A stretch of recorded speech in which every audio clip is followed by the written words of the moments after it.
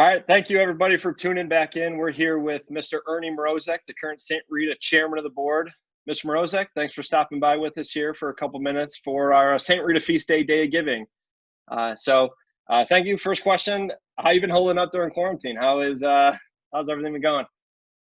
It's been going fine. Nobody in my family's been infected yet. The problem is I haven't had to get a haircut, and as my hair grows out, it gets grayer.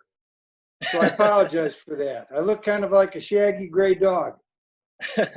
Just like everyone, I had to give the pre-recording shave here. I had the quarantine beard growing out as well, so I got to clean up for Feast Day. Of course, it's a special day, so got to clean up a little bit. So, Ernie, let's jump right into it. You were a part of St. Rita for a very long time, a student there as well during a very proud St. Rita period. What was it like being at St. Rita while you were there?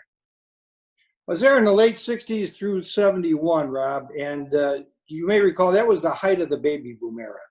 We were bursting at the seams with over 2,000 Rita men in an iconic, beloved, but very small facility. Despite the physical shortcomings, though, we had tremendous school spirit. The other thing I remember about that time was it's kind of similar to today in that the country was very divided. You had the Vietnam War going on and kind of at its peak. You had the Democratic Convention in Chicago with the violent protests. You had the continuing civil rights and women's rights movements. So it was a very tumultuous time. But while the country was divided, St. Rita was one strong, united family.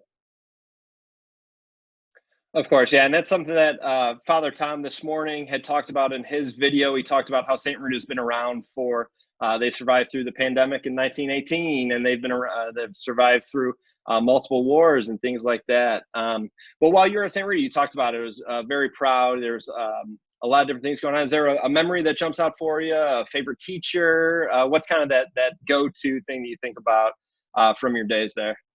If I can offer two, I'll take advantage of that. Favorite teachers and best teachers I ever had, college, high school, anywhere, were Smiling Joe Bamberger and the eccentric Dr. Don Rackey. Completely different styles, both exceptionally qualified, and both produced exceptional results with some remedial students like me. Favorite memory was really a journey that allowed me to experience something that has had a lifelong impact and generate great friendships along the way. When I was a sophomore, Rob, I was on the varsity football team, and perhaps it was the worst team in St. Rita history. We were 0-9 and lost the game to Mount Carmel by the slim margin of 62-0. A very tough year. Not many kids continued on to junior year to play football. But we made a lot of changes, and in my senior year, despite losing 2 games in the regular season, we went on to beat both of those teams in Soldier Field in the playoffs and win the city championship. And that started the longest winning streak in St. Rita history, because the following year, the team was undefeated with Dennis Lick, Billy Merrick, and that. Oh, yeah. So, and the things that I took away from that, lifelong lessons about the importance of preparation, of teamwork, of always giving it your best, of never believing in yourself, and never ever giving up. There were a lot of points in that journey where we could have given up, and some kids did. But those of us who stayed with it really got a lot out of it. And there's actually one of my teammates, Timmy Maher, one of the captains of the team, wrote a book about the season, yeah. 3 yards in a cloud of dust. And it's a great read if you get the chance. But that was a great journey, a great experience, and the lessons learned had a lifelong impact. Absolutely, yeah, and those are a lot of memories that you'll still hear very often. Names like Billy Merrick, names like Mr. Lick, who's still around pretty prevalently. But really being able to draw similarities to kind of like last year's team. If for those of you who don't know, the 2017 football team, when they were actually freshmen, had a very tough freshman year, went 1-6, 2-7. And then turned around and bounced back. And the sophomore year went 9-0 or 8-1 and won the conference championship. Lo and behold, the senior class goes on to make a state championship run this year. But it's almost like a cyclical St. Rita St. Rita characteristic that if things aren't always going well early on, it's not about giving up, it's about staying with it and putting in the hard work and sticking together and Absolutely. doing all those good things that we talk about day in and day out at St. Rita. But Ernie, after graduating from St. Rita, you went on to a very successful business career, held executive level positions at a couple different companies, but you still, St. Rita was always there for you. You continued to support it as a donor, as a benefactor, as a proud alumni, and then eventually made the move to come back professionally and take over as the president with Mr. Brendan Conroy as principal at the time. So what brought you back to St. Rita? Couple things, Rob. Number one, I always loved the school. I love the families we serve. I love Southside families. And I always recognized the impact that St. Rita had on my future good fortune. I was very blessed. I had a lot of good mentors, good timing. I was very fortunate, and I felt the need to give back so that others, especially young St. Rita men, would have the same type of quality opportunities and experiences that I had had. So that was my desire. Now, when our company was sold, I was 54. So still relatively young. With plenty young. A few good options. But, the more I thought about it, I really had this urge to give back. My dad had died at 52. His dad had died at 48. Neither of them had had the chance to give back like they had hoped to have. So that was one of the deciding factors for me, timing wise, was, this is the right time. God has put me in a place where I have the ability to make this choice. And I didn't come in as president, by the way. I told Father Tom 2 conditions. Number one, I got to come in as some other role for a few years and learn the ropes. And number 2, I'm not taking a dime for anything I do. And we agreed on that, and it's been a remarkable experience for me. Absolutely, and since your time as coming back, when you did take over as president, and then since transitioned into the chairman of the board, how has the school evolved? Obviously, there are many answers here, but just from your perspective, what are some of the things that stand out that you've been influential in and really developing and evolving the school from what it was at 63rd Street and moving over the faith and the family to the new campus, and then has since, just within the last couple of years, going with the building of new facilities and things like that. So there you go. You get real life phone calls going on every day. So ignore just the last few years and look at the 53 years since I first stepped foot on campus. All right, that's the time frame I'll respond within. Number one, we've got a much larger campus with fantastic facilities now. Nothing like we had at 63rd and Claremont. Iconic, beloved, but not very good facilities. So much better today. We have a lower enrollment, and that's systematic across all of the schools that we compete with. But the advantage of that is smaller class sizes and a more personal educational, instructional, and personal experience for the kids. Lastly, today we have what I consider to be a very rich, and I always call it a real world diversity in our student body. And I don't just mean racially, I'm talking about economically, geographically, and religiously as well. And to me, that's incredibly important because that's the environment that our kids are going to compete in throughout their lives. And getting them exposed to that and getting them to work well together and somehow overcome the differences and emphasize the things that they have in common is what's critically important. And I see that happening, and I'm so encouraged by it. We become St. Rita family despite all the differences. Okay, so that's what's changed.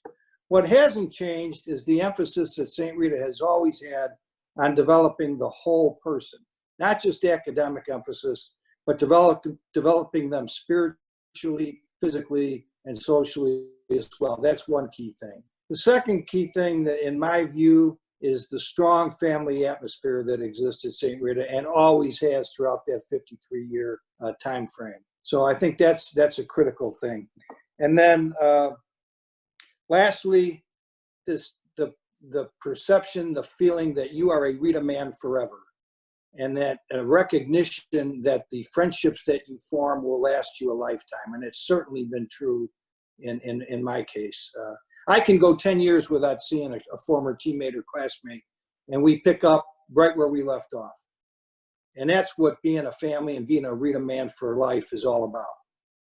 Absolutely. And that's a lot of things that you hear, a lot of similar stories from alumni that myself, this spring, this past April would have been my 10-year anniversary at our alumni banquet. But same thing, we talk about you run into guys just around the neighborhood, and immediately, whether you've seen them yesterday or last time you saw them was at graduation day at St. Rita, that it seems like it's always so easy to pick back up into just conversations, talking about St. Rita, all the great memories, and just a very a unity that we all went through it together. There's something very comforting and appealing of somebody else that had been through, they walked down those halls, you know, they went through the same things that you did. And it's always special to be able to reminisce on those times, that being a part of something that was so special. Like you and I have both been able to experience over the years that we've been around St. Rita. Many students, as we talked to this morning, we talked to Nick Aiden, who's a senior, and following up later on today at 3:00, we're going to be on Facebook Live with another senior graduate, Chudy Martin, who's going to be going on. We want to get his take on school, but a lot of very similar stories that come out when people do talk about that feeling you get when you see other alumni, or even guys that I went to a very different school than you went to, but we both went to St. Rita, and that means a lot. And it's still the important parts about going to St. Rita, and the characteristics that we got out of it are really what made us who we are. So it's always fun to hear those stories, and everybody, no matter what graduation year or what sport or club or organization, whatever you were a part of, when you see those guys, it's always so easy to go right back into, hey, remember so-and-so's class, or how about that one day or that field trip, or it's always so much fun and so easy for it. It seems so easy for everybody to jump back into those. Absolutely right. Absolutely right. So we did mention, Ernie, you've over the years, while you were away from St. Rita, but still involved very heavily as a donor, as a benefactor, as a supporter. Now since coming back, if you come into St. Rita, you pull into the back parking lot, good chance you're going to see the Mrozek Family Fitness Center. So just we are here today because today is the St. Rita Feast Day, and it's the first annual Feast Day of Giving for St. Rita. So what kind of stood out for you that really made you want to give back and continue, and why should other people donate today in these times, and why it's important to St. Rita? Couple things, Rob. You know, first and foremost, I never looked at them as donations or contributions. I looked at them as investments. I viewed it that I was investing in the lives and futures of young men who were a lot like me when I was their age. And again, with the desire to do what I could to ensure that they had the same opportunities and experiences that I had had, and the good fortune that I had had. The other thing is, St. Rita, the faculty and staff just does such a great job turning out young men who are values-based leaders of tomorrow. And society needs what we're doing so badly. And yet we have this anomaly where the financial situation is so difficult because we don't get any support from the Archdiocese. We don't get any support from the state.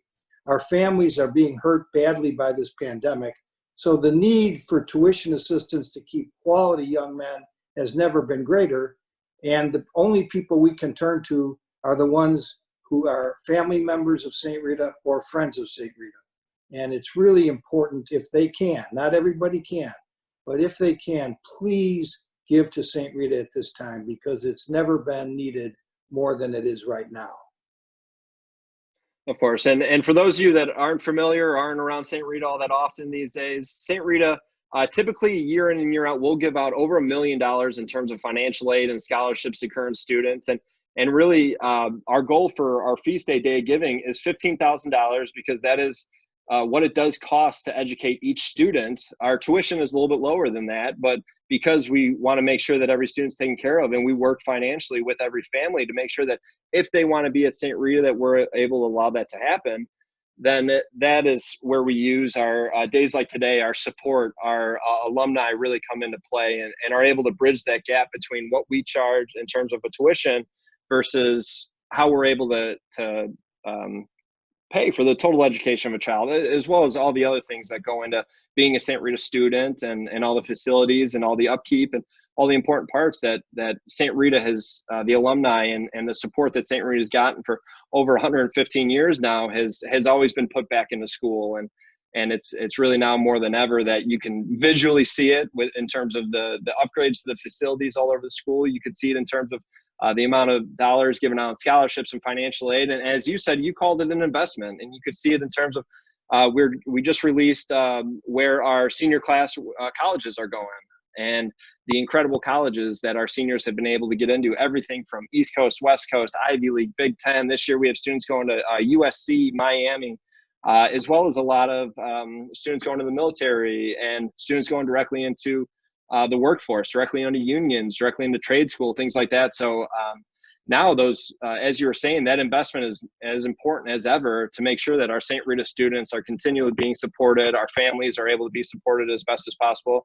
And that's why we're here today. So before we wrap up, if you could, one last sign off, give your best investment spiel that we can for the St. Rita people out there for support us now on this feast day of giving. Guys, the time is now. The need is great. It's greater than it's ever been. Our families are hurting.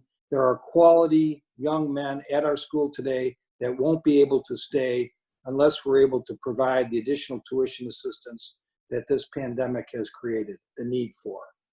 I assure you, I know the finances of the school inside out. I assure you that every dollar that you invest or contribute goes toward tuition assistance for deserving young men, need-based tuition assistance. So please think of those young men and the futures that you're impacting and support us in this cause. Absolutely. And Ernie, thank you very much for your support, for the entire St. Rita family, for everything that you've done as a St. Rita member and a St. Rita family member.